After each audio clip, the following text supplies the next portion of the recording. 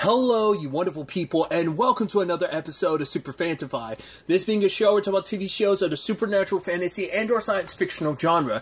For today's episode, I'm going to talk about episode 6 of Bulgasal, Immortal Souls. A lot of really interesting things went down in this episode, so let's break it down. We're immediately picking up in the aftermath of the last episode, where Hwal makes his declaration to Songon, like, right, I will let you stay human for right now until we kill this Bulgasal and save your sister. And it's like, right, so Songon agrees to it, and so they see the monster reincarnated. He's leaving, but before they could catch up to him, he's already driven away in a car, and so they end up getting Kwan's help, and it's like, Songon, to uncomplicate things, she's like, right, I was mistaken about him trying to kill me, so we're all on the same side here. We need to find the guy who, who kidnapped my sister, and it's like, right, he's a reincarnated monster. Nope, that conversation comes up later on. But it's like, right, you're a detective, so could you get the information for us? Which I love. He tries to run Hwal's prince earlier in the episode. He's like, oh, you're going to try and boss me around about what to do. It's like, fine. And he runs into a detective, it was Ham or whatever, and he's like, hey, I need your help looking into some stuff. And I love that he tries to provide me, he's like, with noodles? He's like, dude, you're so old school. You could literally order, like, really good food on your phone. He's like, but the noodles, like, come on. It's just, it's such a classic thing. So it's like, come on. It's like, I wonder, is that supposed to be, like, would that be, like, the equivalency to, like, here in the U.S. is, like, cops are known for, like, donuts? I wonder, is that, like, maybe that's an Asian in general equivalency? Maybe it's specific Korean, but I feel like that could just be, like, Asian all across the board. But I'm wondering, is that supposed to, like, because the American stereotype about cops is donuts and stuff like that when they're just sitting around, So I'm wondering, is that supposed to be, like, the equivalency? Detective Ham did think of something that did seem weird, because, like, he's like, basically, Hwal pointed them in the right direction of saying, like, it'd be a place with, like, a heavy increase in deaths and stuff like that. And it's like, yeah, deaths and suicides in waters, it's not that crazy, people might fall in and stuff. But then he's like, well, there was a certain reservoir where, like, a whole bunch of people had a similar thing. They had dislocated, like, body parts, like a leg or something. And the reason is because the monster, he drags you under. So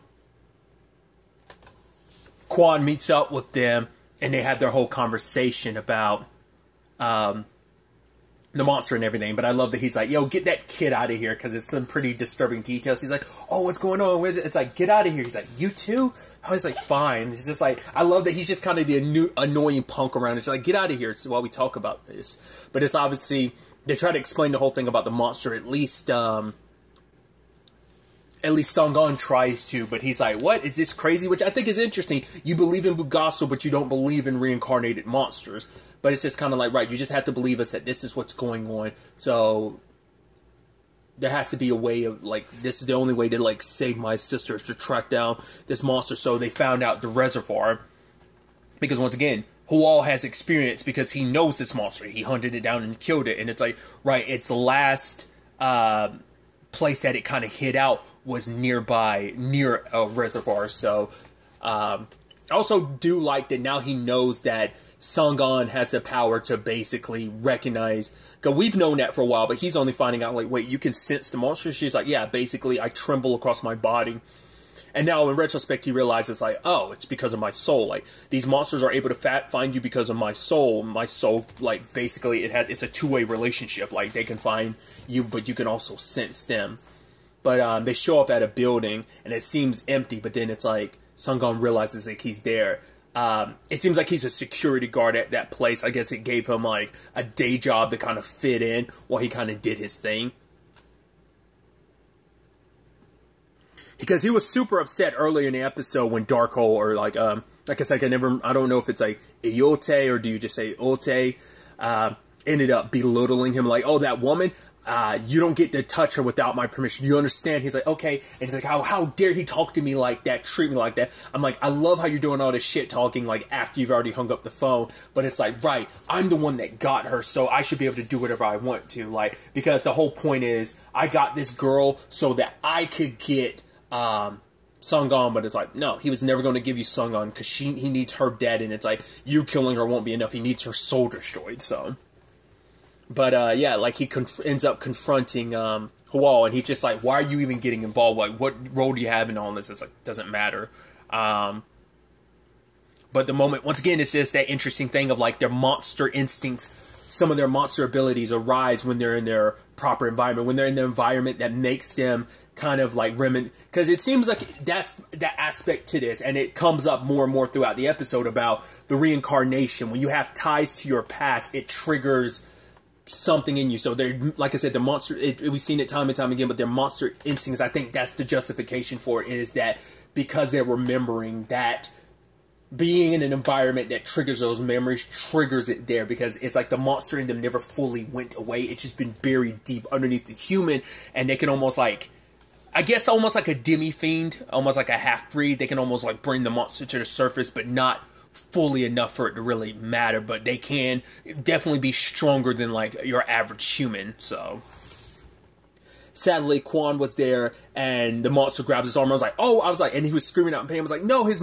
arm got ripped off again. I was like, that sucks, dude. And then years later, the same thing happens. I mean, once again, this is the same monster that ripped his arm off in his previous life. But I love Hwal came over, grabbed him, and like slammed him to the ground.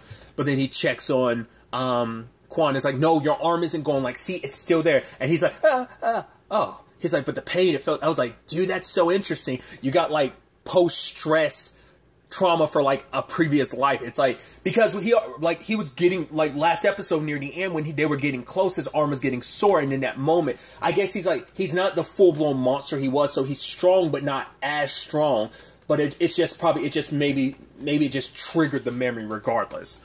But like I think it's just they're half of what they were, maybe even a quarter of what they were, so they're not as strong as he would have been as a full-blown monster. So he only got like some of his monster strength back. So that's why he didn't completely rip Quan's arm off in that process. I mean, luckily I think Hwal was there to kind of make it so that nothing happened, but still. Sadly, the monster got away, and he ends up tracking down Sungon, who found Siho and released her, but that could have gotten real nasty. But luckily, she was able to stab him and get away. But Sungon, like, listening to what Hwal had to say about, like, right, they're going to track you. She tried to make her sister leave her behind. It's like, right, I have to go along. Like, you just go. It's the only way I can make sure you're safe. And she ends up getting dragged under the water by the monster. Now, I don't know whether those pools are as deep as they're meant to be, or is that just, like, from a cinematography standpoint of, like, the fact is, when he's in his environment, it feels like he's dragging you to the bottom of a pool. But I can't tell, like, those pools are just naturally that deep, or not. I don't think they are, because that seems, like, abnormally deep. It looks like you might as well be out there in the middle of the water, which, once again, interesting timing, because, you know, I recently watched all of season 1 of The Silent Sea, and there's similar cinematography used, kind of describing like drowning underwater, and it's like almost like you're falling into like a deep ocean you can't swim out of. It almost has that aspect to it, so it's just interesting timing to kind of see the showcase, especially like when it comes to a pool. But I think it's meant to be like not.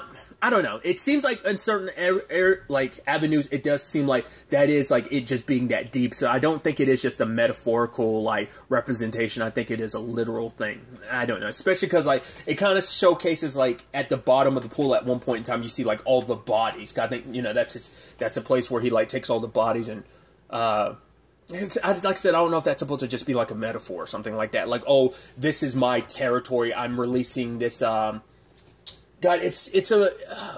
I'm trying to think of it. There's like video games and anime and stuff that do this, where like the bad guy like brings you into their territory.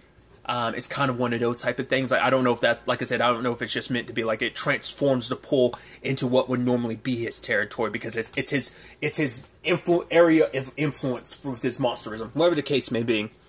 Luckily, Hwal was able to free Sungon and get her to the surface, but he's tussling with the monster, which I do love, like the tussling back and forth, but you can still track his yellow eyes, which I think it's pretty dope. And I like, Siho was like, I'm not going to leave you behind, let's go. Like, that's Bulgasal, right? So let's leave him. Like, you said he was going to try and kill you, right? So, like, let's just go. But Sungon doesn't want to leave him. She justifies it later on by being like, he's the weapon I need, so I'm not going to leave him behind. But I think it's also because, like, right, it's like, right, you saved my life, which I think that's the interesting and complicated thing of, like, your relationship with him started with you actually sacrificing yourself to save him, and then he actually saved you, and you proceeded to later on murder his entire family. So you guys have this weird back and forth of like, yeah, he now wants to kill you, but now he saved you again.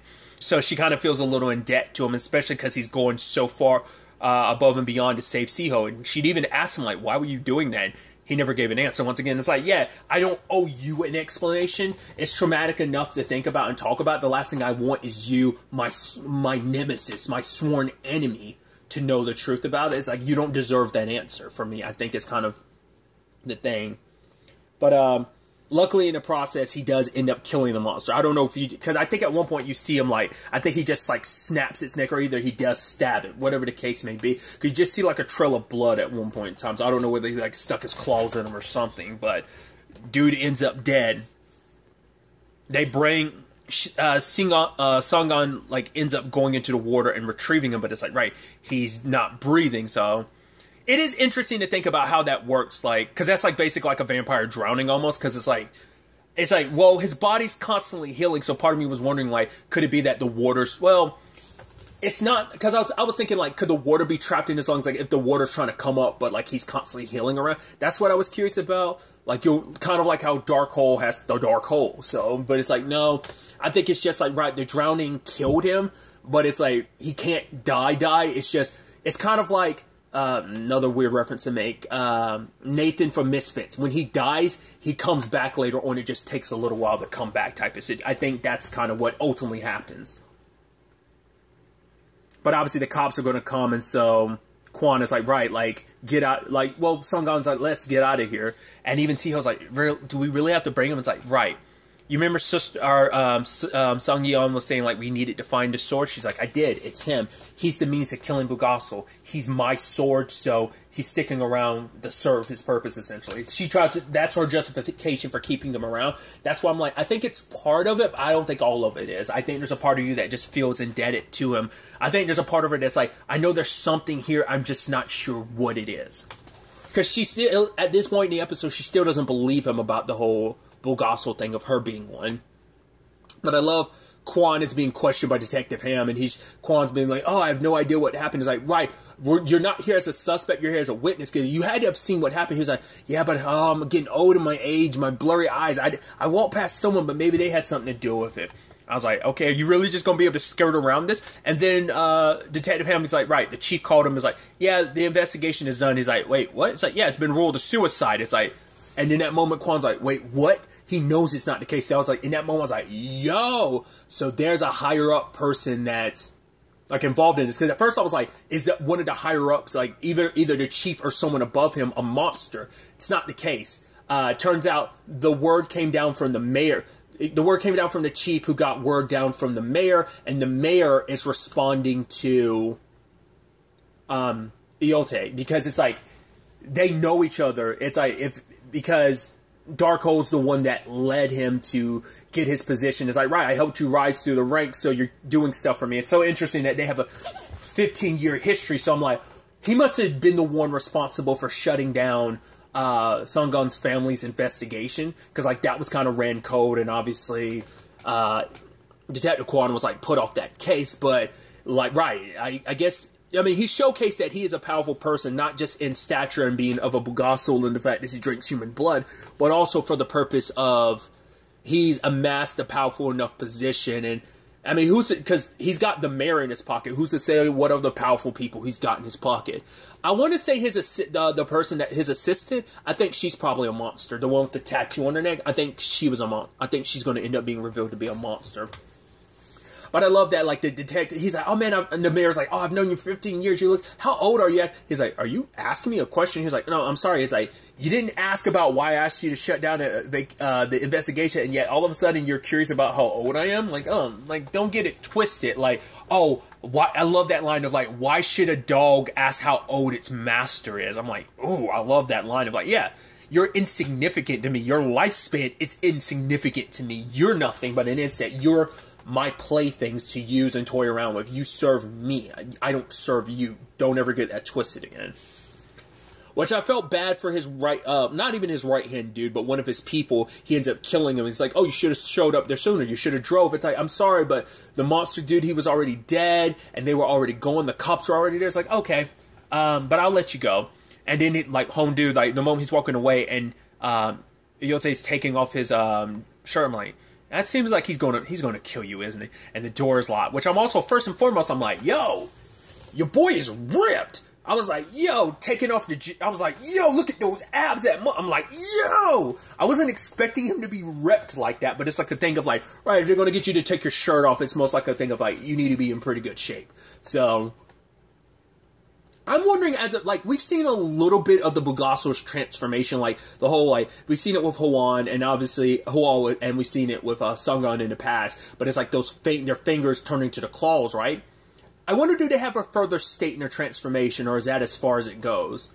Because I keep using the term Demon Fiend. It reminds me of the main protagonist. Well, I think the main protagonist is, I don't know if the protagonist of Shin Megami Tensei 4 is like that. I know the one I'm mainly thinking of is 3, Nocturne, that protagonist. And the one of 5 I know is kind of similar to that regard. But that's what it kind of reminded me of. They had this very humanoid form while also having these enhanced demon abilities. That's why I kind of treat like the reincarnated monsters as well. Like not full-blown monsters, just maybe like a quarter monster or something, right? But I'm wondering, do they actually have an even more powerful form? Like, do they go, like, you know, like your stereotypical, like, Resident Evil thing of, like, okay, you have a humanoid form, and then you take on a monstrous form. I was wondering if there was something of that ilk, of that nature with the Bulgasal. Because at first, like, the way his body was creaking and cracking, I was, like, thinking he was going to do that. But we do see that the difference between him and Hwal is he does have some kind of like psychic ability or something that he can make people, I think it's a skill to disorientate people. He did it to Sungun, he made her ears bleed. He did it to Kwan and made his nose bleed. He's doing it to this guy too, but I think it's maybe like some like animalistic feature, just kind of like how, say like a creature can like paralyze you and then it eats you. Maybe it's supposed to be something of that similar ilk. But obviously they bring Sungun and Siho bring him back home, and it's like, hey, Duyun's there, and he's making interest. Oh, you're the sister, hey, and it's like, cool, like let's bring him inside. And I love the whole thing of like, right, do you know CPR? He's like, yeah, I learned it in gym class. He's like, but I can't use it. And she's like, why not? He's like, if I do, I'll never be able to go back to my old self. And she's like, what? He's like, yeah, oh, your sister, she's calling me. I'm like, what is it? I was like, oh, are you suggesting like, if I do this, I'll never go back to my innocent self? I don't know if he's referencing like, maybe it's kind of a thing of, I don't want my first kiss to be with a guy. I don't know if he's talking about that. Like, oh, once I go down this path, there'll be no going back. There'll be no reclaiming my innocence once I've kissed someone. Especially, I don't want my first kiss to be a guy. I don't know if that's what that was supposed to be indicated of. An indication of. So, she has to give him CPR. And she kind of, like, beats on his chest and then, like, you know, tries to breathe air into him. And then he wakes up and is like, what are you doing? She's like, I'm saving your life. You're welcome.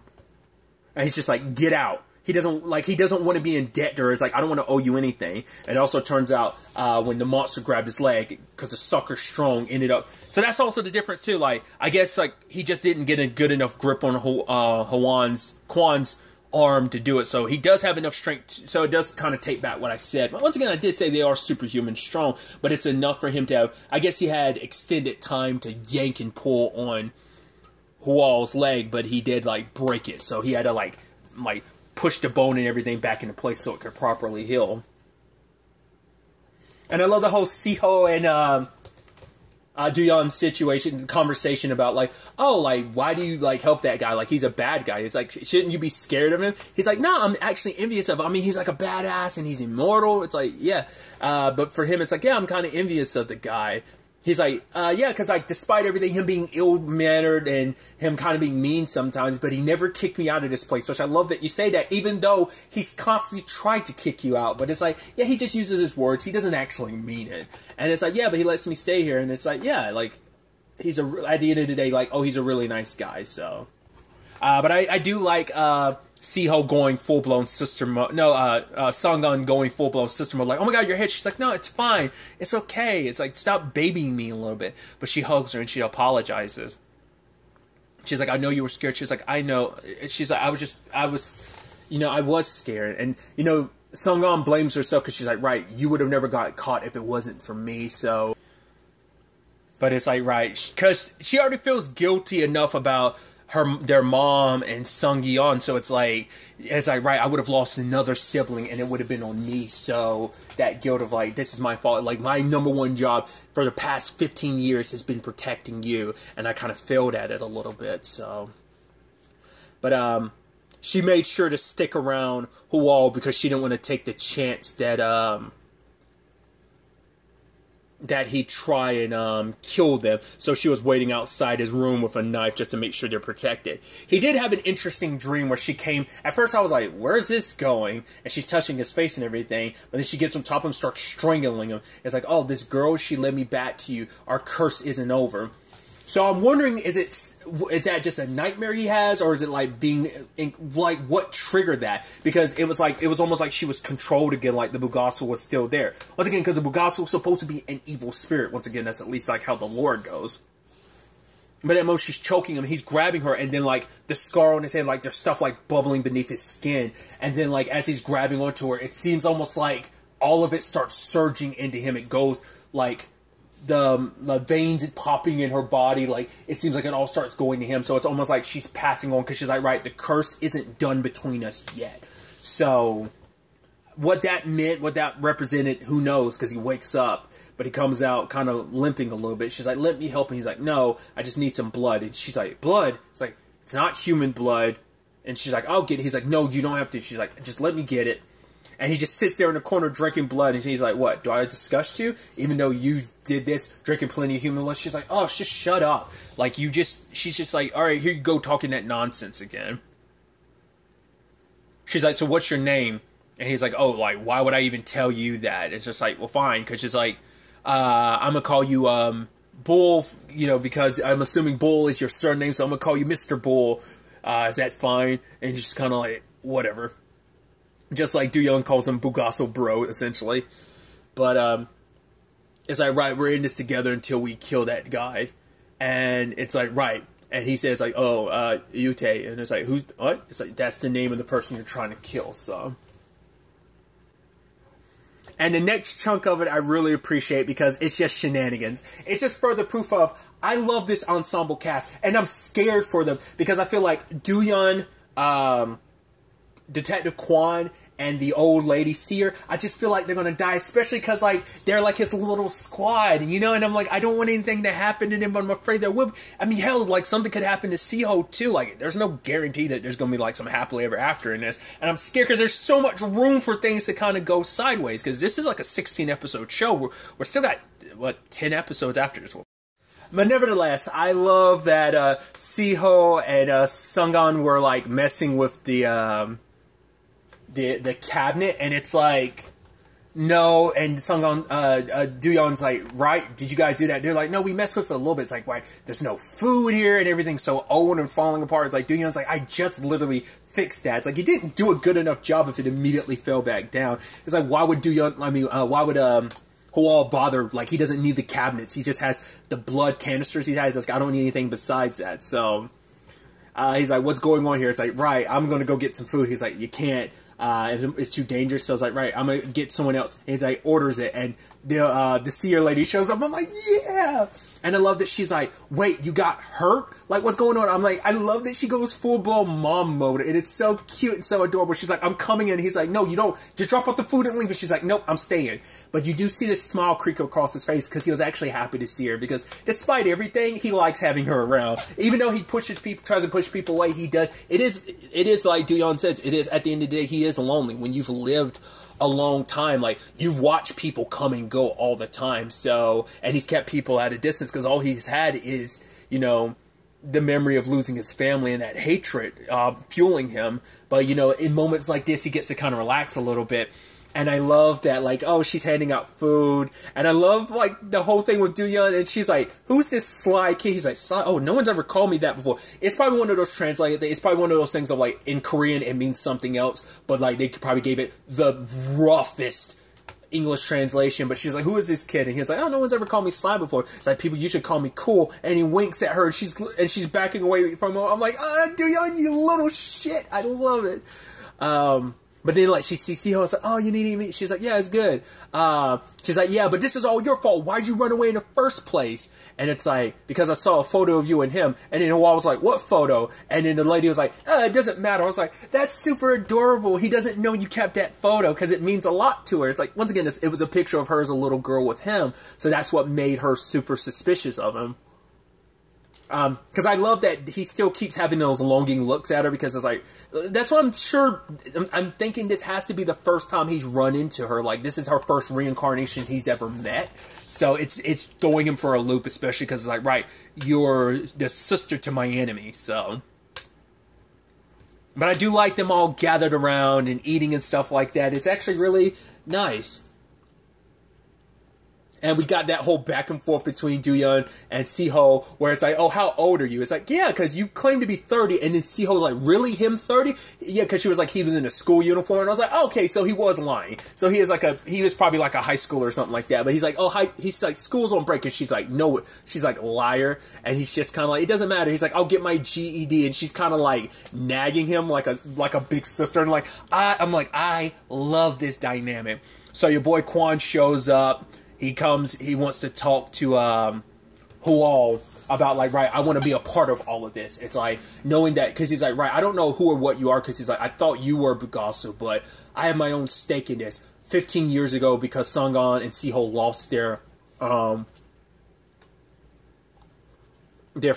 and sister to it. It's like, I have all the reason I need involved there. But also, he's like, I got my personal reason. And it's like, Hwa's like, what?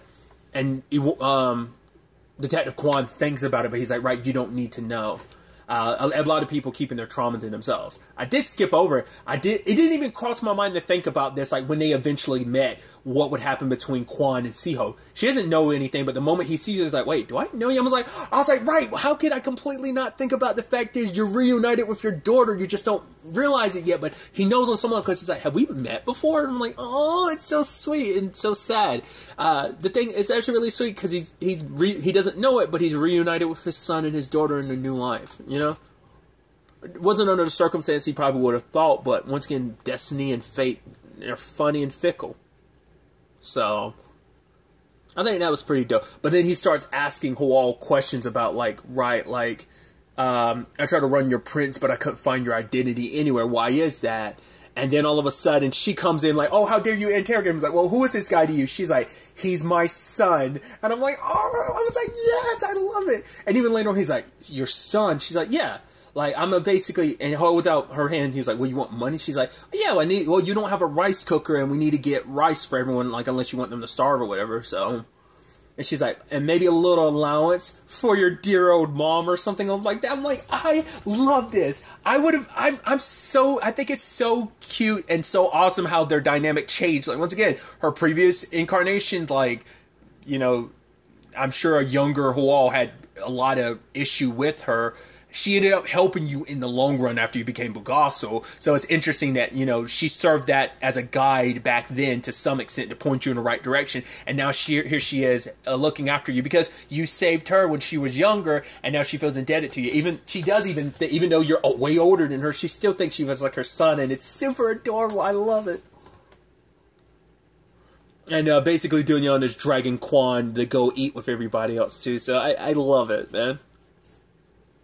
Obviously, Kwon says, like, right, he's going to take Sungon and Siho to go see it. Like, because Sungon wants to take her sister to a doctor because, like, she needs to be examined. And I love in that moment, you know, Siho's like, no, I'm fine. It's like, no, let's just go.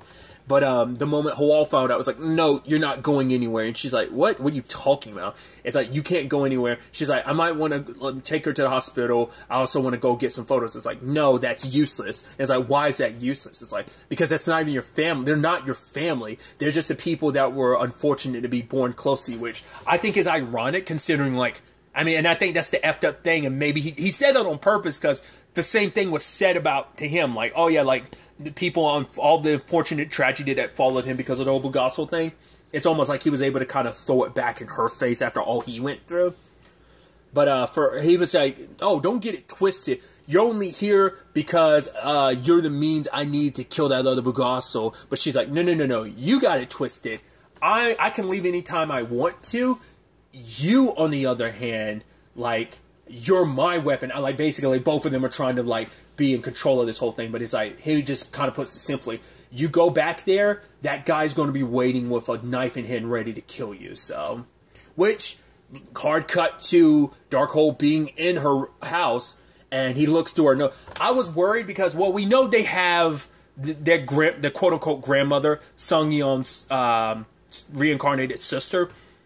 We know that she's in a facility, so all he had to do was get a picture of her. Like, I'm sure it's amongst their stuff, but it was mainly pictures of the siblings together when they were younger. But it's like, right, now he knows that she's looking for a sword, not knowing that Hwal is the sword needed to kill you. I mean, maybe he does know.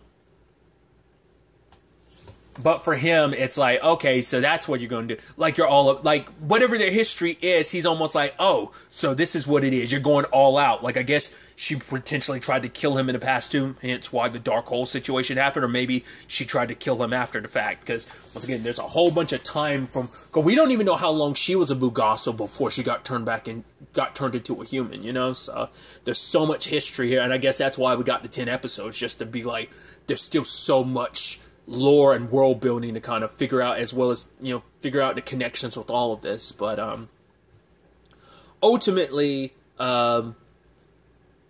listening to what he said, Sungong stays behind and she sends Kwan Siho off with Kwan, and obviously Duyeon goes with the delivery, the butcher lady to go get food. And every time she has interactions with Sung-on, it's just kind of like, because even she's like, really? Did you, like, you're going to let your former wife just sit here and have dinner with him? It's like, yeah, for now. It's just like, oh, this is complicated web he's weaved or something, like when she was talking in private earlier in the episode. But she comes back in to check in on Hwal.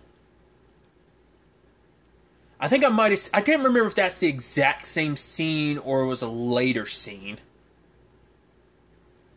Like, obviously, like, he checks on her leg because it's messed up, and he's like, whoa, why didn't you tell me? And she's like, it doesn't matter. And he's just like, right, I need, and for her, it's like, you promised to kill me, so don't act like you care about me. Like, don't get close to me one minute and just, like, hate me the next. Because that's also why Darkhold isn't too worried about their search situation, because, like, right, you haven't joined hands. Like, the fact of the matter is, she's the woman he hates more so in the world. He hates her more than he hates me, so I'm not worried about them joining forces. Whatever little union they have will eventually break apart because of how he feels towards her. But ultimately, they are in his room, and Sung-on sees the pictures, and she's like, wait, is this really me? And he's like, yes, the previous lives you lived before. And now she has a lot of context for, like, right, their history. And because she still doesn't believe about being the Bulgasal. It's like, right. So she's like, fine, I will listen to what you say. I'll even let you turn me back into a Bulgasal and lock me. I'll go into the well. He's like, oh, stop talking like this is your decision. She's like, no, it is my decision. I know how to hurt you. You may be immortal, but you can be hurt. You feel pain. All I would have to do is do enough damage because it would take a while for you to kind of come back and I can leave and run off. So we're doing things on my terms. And so it's like, right, like, if you really believe this to be your soul, like, how do you know? It's like, right, that's why the monsters are coming after you. I killed all of them. It's like, well, do you have any actual proof? And he was like, there's a scar. And she's like, what? A scar from when I stabbed you and you turned human. You put a curse on me right before you died and said that you were going to come back as a human. It's like, right, 15 years ago, I checked your sister's body. I found the scar. Since you're twins, your soul is split. You must... And she shows that she doesn't have the scar. He's almost like, wait, what? So this is where we get tricky because, like I said, it didn't make any sense of, like... You don't, I mean, and not unless there's other stuff that's tackled us. And when, like, anytime I've watched any media related to reincarnation, I've never seen it be a situation of someone being reincarnated as twins. I'm like, how does that work necessarily?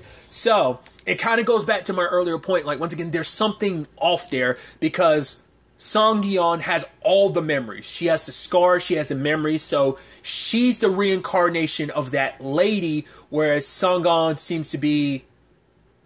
She's the reincarnation of the Bulgasal. I think Sung-on was like the reincarnation of the human side, but instead of just being reborn with her own soul, she was reborn with Hwal's soul. But it's like, so what? He's like, what are you? Because it's like there's something going on. Because remember when she touched him in the past, like, was that episode 3, maybe? Yeah, when it was like episode 3 or something, when she touched him, he saw something. He's like, what was that? How did you do that? Because Siho's the one with the ability to actually touch and see stuff herself, not make you see stuff. So there's definitely something there. Like I said, it's like basically there's 2 different soul situations going on. Like I said, Sung-yeon is the Bulgasal reborn as a human, just like the monsters are reborn human, reincarnated human. But Sung-on is something else entirely. She's a different person entirely. Like I said, I think she is who that the previous Bulgasal was before she was a Bulgasal, back when she was originally human. Maybe like there's some part of that there. I don't know. Because if she was human at some point in time, that meant she had a soul. So it's like, what happened to that soul? And is that soul...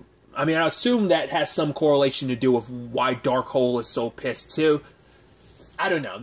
I can't wait to get into that a little bit more into the next episode, like, because that's such a weird situation. I don't know what to make heads or tails of that. Plus, could we still never circle back to that whole thing in episode 3 when she blacked out in a trance and she attacked that guy and she didn't remember?